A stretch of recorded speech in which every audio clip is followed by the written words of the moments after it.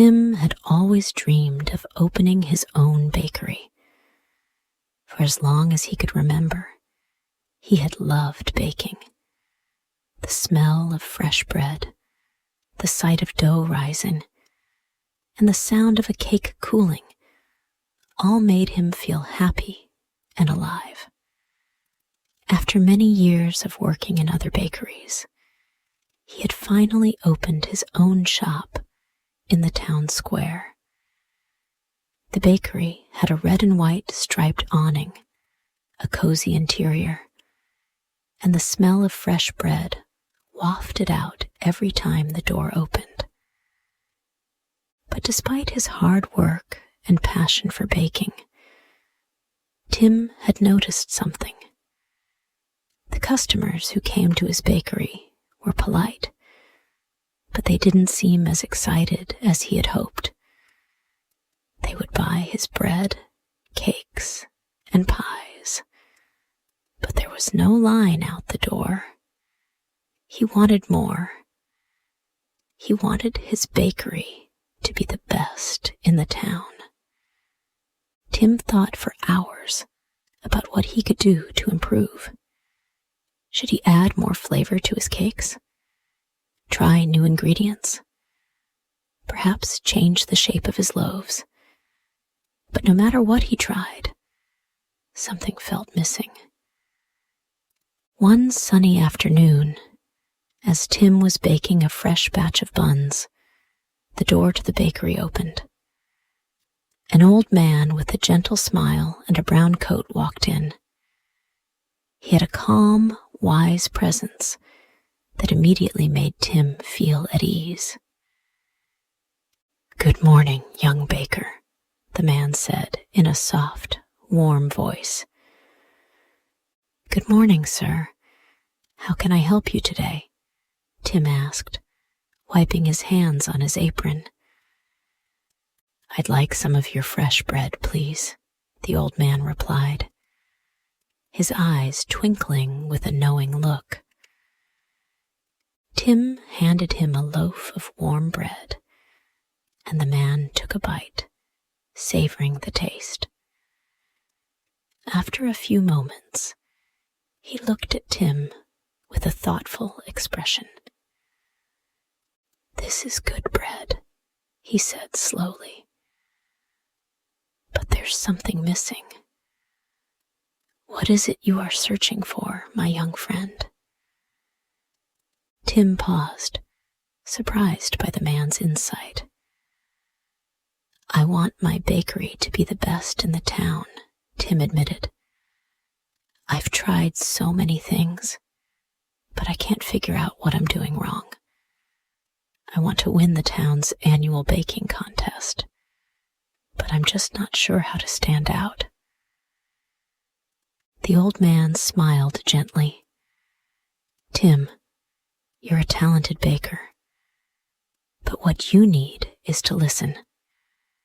Sometimes the best ideas come from those around you. The secret to your success is not just in the ingredients or the recipe.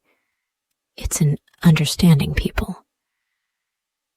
Tim blinked, confused. Listen? To what? To the people, Tim. To their stories, to their desires, to what makes them happy. Every person who comes into your bakery has a story, and if you listen carefully, you will find the secret to creating something special. Baking is not just about making food. It's about making memories, evoking feelings, and giving people something they love. Tim felt his heart race. He had always been focused on perfecting his techniques, but he had never considered listening to the people around him in such a deep way. The old man, who introduced himself as Mr. Dawson, chuckled. "I can help you, but first, go out into the town and ask people what their favorite foods are. Listen to their stories, and you will find your answer. Tim took Mr. Dawson's advice seriously.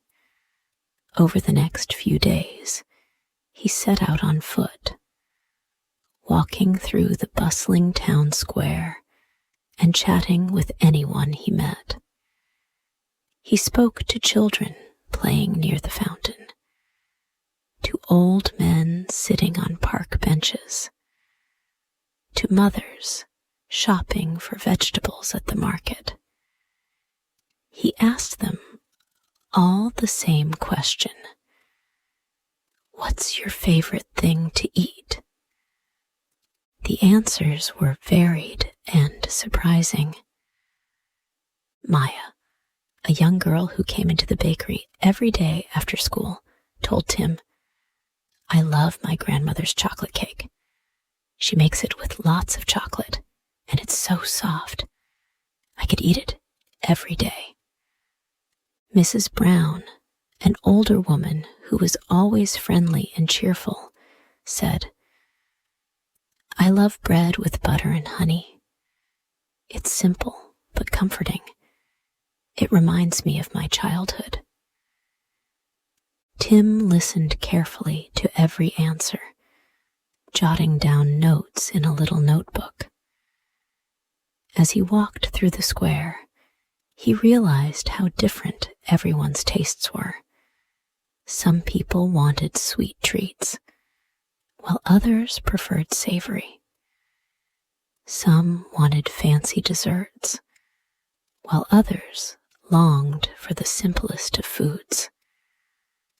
It was clear to Tim that everyone had different tastes, but they all shared one thing in common. They loved food that made them feel good inside. The next day, Tim couldn't wait to try his new approach. He went into his bakery early in the morning, determined to create something that combined all the different flavors and ideas he had gathered. He started with Maya's chocolate cake. He added a generous amount of rich, dark chocolate, ensuring the cake would be soft and moist. But Tim didn't stop there. He had an idea. What if he added a layer of warm, fresh bread on the bottom of the cake? The contrast of the soft, rich chocolate and the comforting, hearty bread could be the key to something unique. He also remembered Mrs. Brown's love for simple bread with butter and honey. Tim decided to bake small bread rolls, just like the ones she adored, and top them with a dollop of honey butter. As he worked, Tim felt a sense of excitement. This was different from anything he had made before. He wasn't just following a recipe. He was telling a story with his food. He was combining the flavors that people loved, creating something that would bring joy to their hearts. When everything was ready, Tim opened the doors to his bakery. The scent of freshly baked chocolate cake mixed with the warm, sweet smell of honey butter filled the air. Customers began to trickle in, and Tim waited eagerly for their reactions. Mr. Dawson walked in just as Tim was serving the first batch of rolls. He smiled knowingly as he tasted one of the bread rolls. "Well done, Tim," he said. "You've listened to the people, and now you've created something that will bring them even more joy." Tim beamed with pride. For the first time, he felt truly confident in his baking. He had listened to the people, and now he was making something special.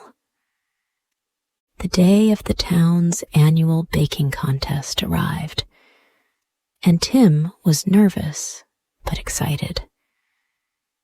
He carefully packed up his chocolate cake and honey butter rolls, hoping they would impress the judges. He arrived at the contest with his treats, setting up his table with a mixture of excitement and fear. The judges were impressed when they tasted the cake. "This is a very creative treat," one of the judges said. "The chocolate is rich, and the bread layer adds something unexpected. It's delicious." Tim's heart raced as he waited for the final decision. When all the contestants had presented their treats, the judges called Tim to the stage. "This year, the winner of the contest is Tim, the young baker who listens to the people's hearts and brings joy to their taste buds," the judge announced. Tim couldn't believe it. He had won, not just because of his baking skills, but because he had listened to the people and understood what they loved. He looked out at the crowd and saw Mr. Dawson in the back, smiling proudly. "Thank you, Mr. Dawson," Tim said, holding up his prize. "You taught me that the secret to baking isn't just in the recipe. It's in understanding people and their stories." From that day on, Tim's bakery became the most popular in the town. People didn't just come for the food. They came for the warmth, the stories, and the care that went into every treat. Tim never stopped listening to the people around him, and he continued to create new treats that brought joy to their hearts. And every time someone asked him for a special cake or roll, Tim would always remember to listen carefully, just as Mr. Dawson had taught him. The secret to baking, he now knew, was not just about perfect ingredients. It was about creating something that made people feel at home,